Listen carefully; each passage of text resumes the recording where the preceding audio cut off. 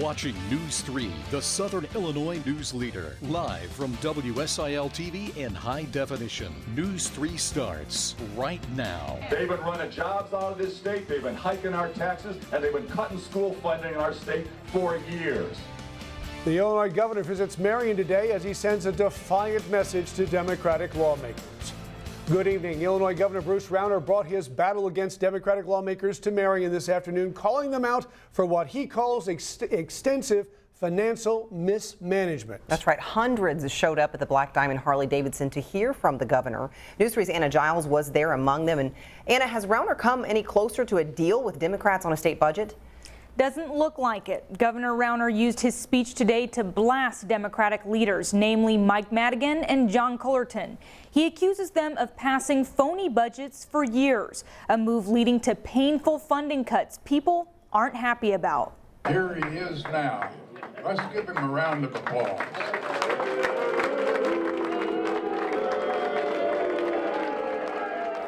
A mixed crowd awaited Governor Bruce Rauner in Marion. A mix of those who think he's bringing progress. He is a stand-up man. And others who think he's squashing it. Rauner knows a tough crowd as he butts heads with Democrats in Springfield over a budget due later this month. It's left Democrats and Republicans trading insults for the last week. Rauner made his case against Democrats again, claiming they answer to special interests, not the people. The middle class has been suffering in Illinois under Mike Madigan and John Cullerton for years. Most of those attending the event work in programs and agencies Rauner has threatened to cut. They say his speech today didn't mention the most pressing issues facing Illinois. He's picking the things in his agenda that he thinks he can get support on, and the ones that he knows aren't going to popular support he doesn't talk about. I'm working for every family in this state. Rauner came to Southern Illinois trying to bolster support for some of his reforms, like a property tax freeze. It's not about Democrats versus Republicans, it's about good government in this state. That statement comes as both Democrats and Republicans prepare to unleash advertising campaigns blaming each other for the lack of progress on how to spend taxpayer money. Democrats have passed a budget that spends billions more than the state has, inevitably leading to a hike in taxes to pay for it. The governor has made very clear he will not sign it. I ain't going to support this phony budget. I ain't going to support this tax hike. We got to reform the government and make it working for you before we'll talk about taxes. Some of those reforms include term limits for politicians and changing workers' compensation rules to make them more business-friendly. That faces stiff opposition from local unions, but Rauner argues it will help keep jobs here. Live in the studio, Anna Giles, News 3. Thanks, Anna. To Jefferson County now, where two people find themselves behind bars tonight charged with making meth. Deputies checked out a suspicious car on Triton Lane Sunday morning. They found Christian Akers and Amber Tolliver sleeping inside. Investigators found a meth lab in the trunk and other materials to make the drug inside the car. A judge has yet to set bond for neither Akers or Tolliver. Meanwhile, Jefferson County authorities remain on the lookout tonight for this Bluford man. Robert Hayes faces charges in an aggravated DUI in connection to a deadly crash in October of 2012. Two passengers in his car died when Hayes crashed into a tree. Officials say Hayes never showed up in court. If you've seen Hayes, call the Jefferson County Sheriff. Flooding caused problems in parts of southern Illinois today. More than 3 inches of rain fell this morning across parts of Franklin and Jefferson counties, leading to fields and roads covered in water. Many drivers were forced to find a different route, while some tried to drive through. The driver of this car wasn't so lucky, stalling in the high water and forcing rescue crews to get her out of the floodwater. I just want to urge drivers is one big thing to avoid these, because it gets deeper on the vehicle before they even realize how deep the water is, and it can really wash you away really quickly. Sheriff Travis Allen says the water wasn't high enough to risk any structures in the county, but they received numerous reports of water in basements. And an incredible rescue out of Peoria this morning. 15-year-old DeMarcus Jackson was found alive early today after being swept away in a creek yesterday. Jackson had been swimming in the creek that was overflowing because of heavy rains. He had gotten pulled downstream by strong currents and was found this morning in a tunnel beneath 74. Authorities say he survived by hanging onto a tree branch all night. And now let's get a first word on weather on this rainy Monday. Here's Jim. We did see very heavy rain in some parts of the region, and in the spots where we saw the most, we've got it color-coded. These are the estimates coming in from the Doppler radar. You get in that yellow area, parts of, well, most of Jefferson County, the northern part of Franklin, and stretching over into northern Jackson County, parts of Perry County as well. 2.5, 3.5, even some reports of 4 inches, and a lot of that fell in just a couple of hours. And that combination, not just heavy rain, but in a very short time, led to some of the flooding we just saw the video of. But you drop to the south, and a lot of totals coming in at less than 1/10 of an inch. And then the next round of showers that popped up late in the afternoon right around Murray, producing some very heavy rain. Most of that activity has moved off. A little bit of activity still firing up in parts of western Kentucky. You can see a little broken line, parts of Graves County, Callaway County showers, and even a little bit of lightning. So we've got some thunderstorms there. And we're watching the one cell moving toward St. Louis, continuing to weaken. And most of the projections on that one that it will continue to weaken, should fall apart. So it looks like once the cells move out of western Kentucky, we should be dry for the rest of the evening. But we're not cooling off, even though we're talking about a cold front moving through. Hot and humid fills the forecast. Coming up for you in just a few minutes. Thanks, Jim. The search for a new police chief in Herrin has apparently come to an end tonight. That's right. It's tonight's city council meeting. The mayor expects to appoint a new top cop. News 3's Michelle Medeiros joins us. Michelle, who's going to get the job? Sources at City Hall tell me the City Council will name Quinn Laird as the next police chief of Herrin. He started at the department back in 1997. Now he'll take the lead in a town where crime has become a growing issue. I want our officers to be proud to be an officer in our community, and I want our community to be proud of our officers. And I think that we have set the course now to be able to do that. Herrin Mayor Steve Frattini plans to name a new police chief at Monday night's City Council meeting. A source tells News 3 Quinn Laird will take the top cop spot, replacing Stu Ridings. He's worked in the department 18 years, serving as sergeant for the last 11. We are going to be a very open and proactive police department. We are going to have a good rapport with our community. A tall task, but something James Stevenson with Herrin Crime Watch would like to see him tackle. I know that there were some problems that he's going to have to deal with right off the bat, so we'll just have to see how it goes. David Wright, a board member of Herrin's West Monroe Apostolic Church, has had problems with petty crimes like vandalism and theft. The thing that I think would help the community is if the police department was more involved with the community instead of just driving through.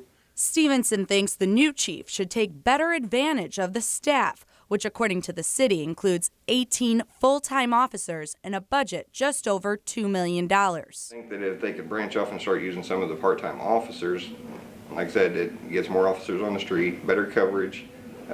It would actually be cheaper in the long run, save the city money. Mayor Frattini says people will start to see change in just a couple of weeks. It's going to bring about more manpower on the streets and some other good things, some activities from our police department and some performance standards there that I think will be in the best interest of our community.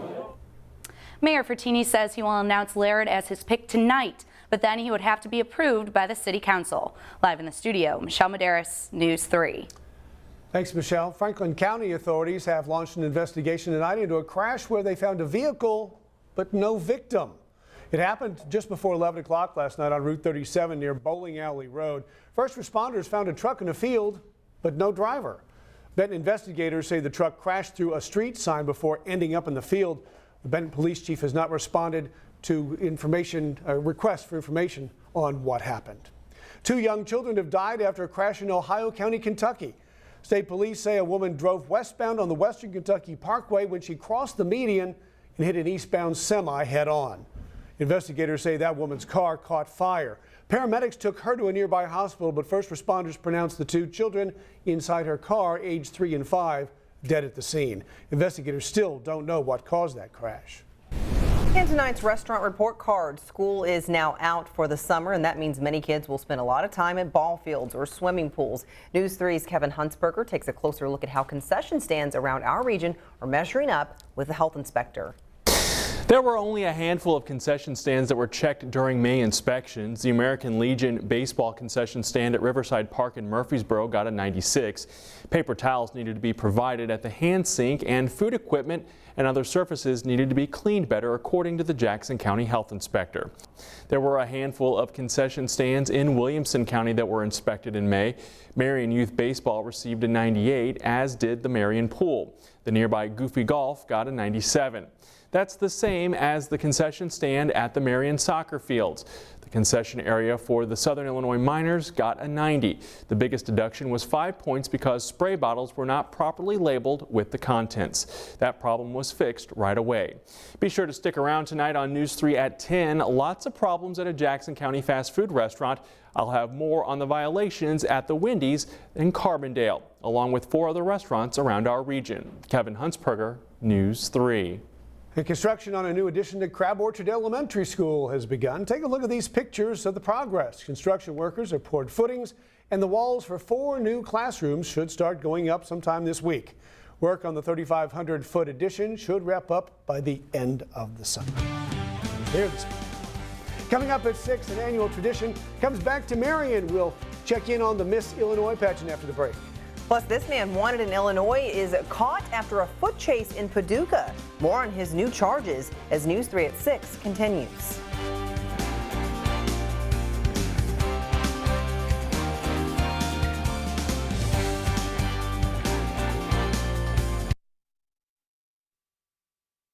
You're watching News 3 at 6 with Dennis Turner, Jayla Gray, Chief Meteorologist Jim Razor, and Sports with Darren Kennard. The Miss Illinois pageant started today, and contestants got their first chance to help Southern Illinois this afternoon. Right, festivities run for a week, and it all comes as part of a community service project. At least today's events did. The young women actually got out in the rain and helped a local charity. News 3's Evie Allen caught up with them today. Evie, I bet this was pretty interesting. Huh? Well, guys, it actually was. The ladies must have brought the sunshine with them.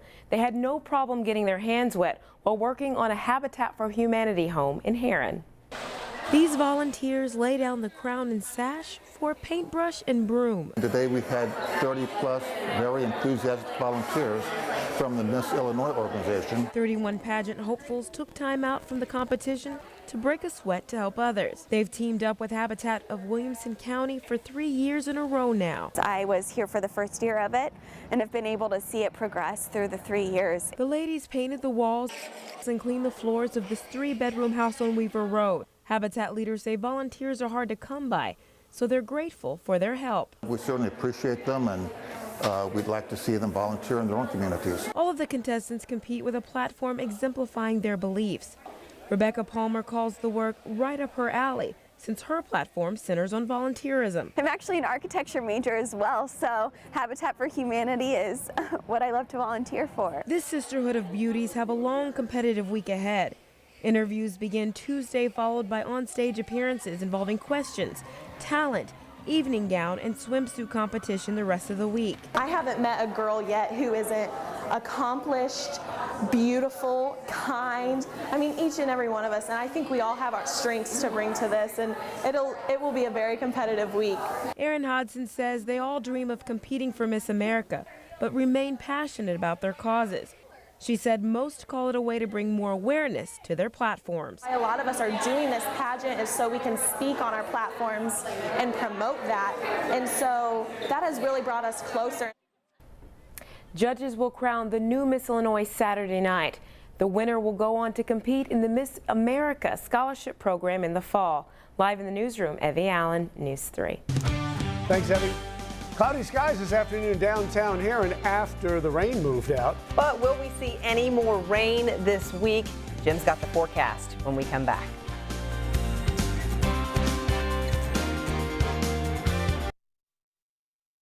Putting accuracy first, this is News 3 weather.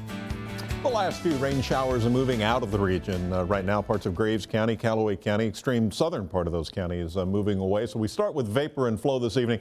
There are a lot of things going on, and we expect a lot of changes in what we're looking at over the next several days, and I think it's going to lead us into a pattern that may set up. And it's about that time of year that this pattern would set up. Right now, we're still under a northwest flow. The cold air, once again, in the Great Lakes region, and cold being a relative term at this point, but much cooler air showing up to our north.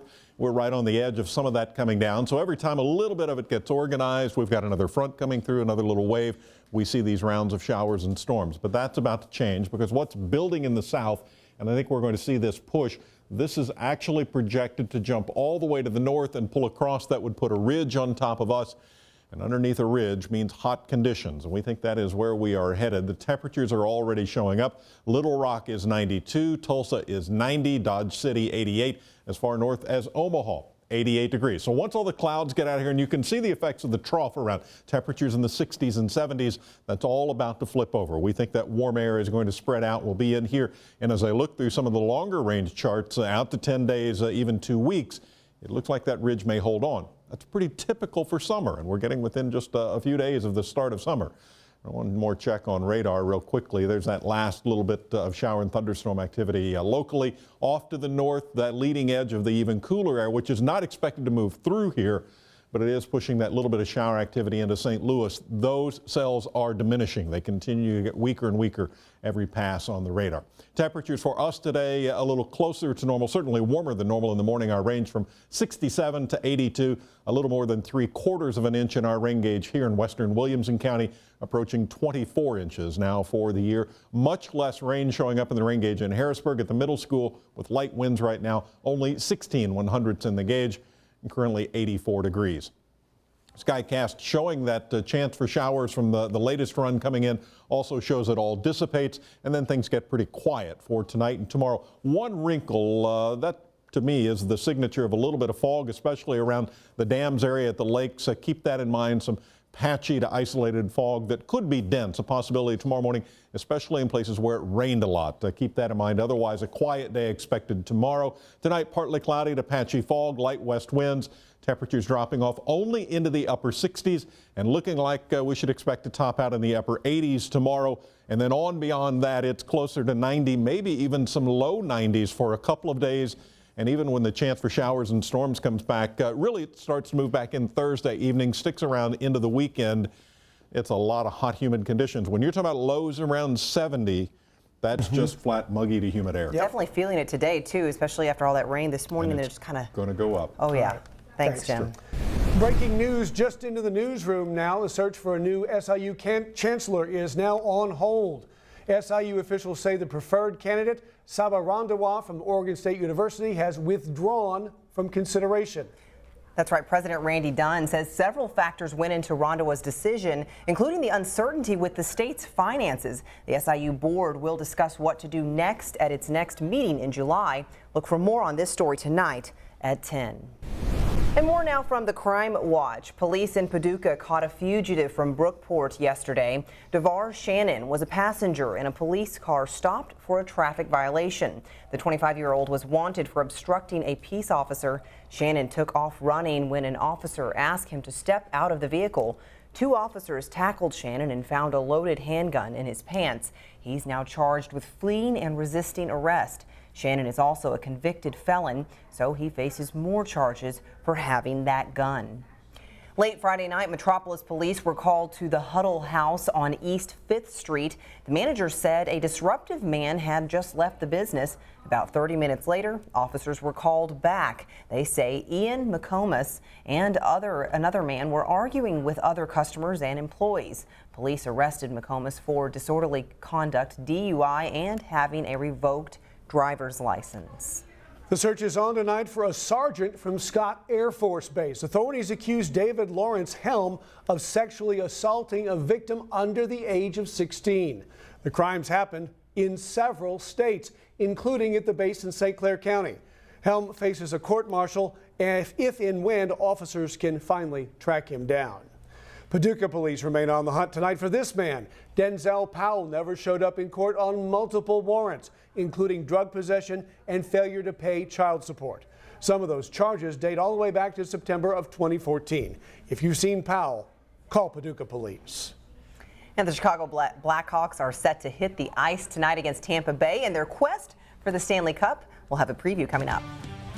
And after a postponement due to bad weather, Illinois and Vandy face off in a Big Ten Super Regional this afternoon. Kelly's got all the latest highlights coming up next in News 3 Sports. This is News 3 Sports in HD. As if 4 likely first-round draft picks weren't reason enough to watch the Super Regional in Champaign, Illini baseball facing elimination this afternoon. Win and they would force a decisive Game 3 with Vanderbilt tomorrow. All squared at 1 in the third. Pat McInerney sends one to center, and the throw home is off the mark. Illini grabbed a 2-1 lead on the RBI double. Vandy, though, quickly answered in the bottom of the 4th. Dansby Swanson with the bomb out to left. Solo homer ties this game up at 2. Commodores then took the lead in the 7th and added to it later in the inning. The suicide squeeze bunt made it 4-2. Illini had the bases loaded in the 8th, but a strikeout ended that inning as their run in the postseason comes to an end in the Supers. Vandy headed back to Omaha with the 4-2 win. In the majors tonight, Cubs are off. Cards open a series in Colorado. Rockies the only team who haven't won a home series this season. First pitch in that one set for 7:40, and the White Sox host the Astros. Chris Sale, nearly 20 shutout innings. He'll be looking to continue that streak just after 7 o'clock. Well, who will start in goal tonight for the Lightning in Game 3 of the Stanley Cup Final still remains a mystery. Early signs, though, point to Ben Bishop, who won 40 games this season for the Bolts. Whoever is in net, the Chicago Blackhawks look to keep a stronghold on home ice, which they seized with a Game 1 win on the road in Tampa. To do that, they'll have to get more offensive production, though, out of stars like Patrick Kane and Jonathan Taves, who've combined for only 1 point in the first 2 games. Good team so far in the playoffs on the road. They know what it takes to win and compete, and we gotta expect a dangerous team here tonight. This is a big game for us. We want to, keep that home ice and keep the pressure on. We got the home crowd, a home ice advantage, and we did the last change and get those kind of things. But most importantly, we need to play smart defensively. And the puck drops tonight in Game 3 in Chicago just after 7 o'clock. Well, Murray State will begin their search for a new basketball coach. Steve Prohm hired by Iowa State today after 4 successful years with the Racers. The 40-year-old was 104-29 and led Murray State to the NCAA tournament in 2012. Now, Prohm takes over an Iowa State team that returns nearly everybody next season and is expected to be a top 10 squad. Not a bad gig at all. And there's not a dry eye in Western Kentucky tonight. Yeah, you can be sure of that. Thanks, Kelly. We'll be right back. Just a very wet day out there, and now the humidity is just taking over. Exactly, and I think we're going to see a big flip over here in the next couple of days. Today it felt kind of cool most of the day because of all the clouds around, but a quick check of the travel weather, you can see there are all sorts of warm temperatures. St. Louis maybe 90, 93 in Little Rock. The storms move off to the east, the heat and humidity move in here, and I think it's going to stick around. Get used to it, huh? Yep. Welcome summer. Thanks, Jim. That does it for us. Entertainment Tonight is coming up next. So for Jayla, Jim, Kelly, and the entire News 3 team, I'm Dennis Turner. Thanks for joining us, and we'll be looking for you again for News 3 tonight at 10.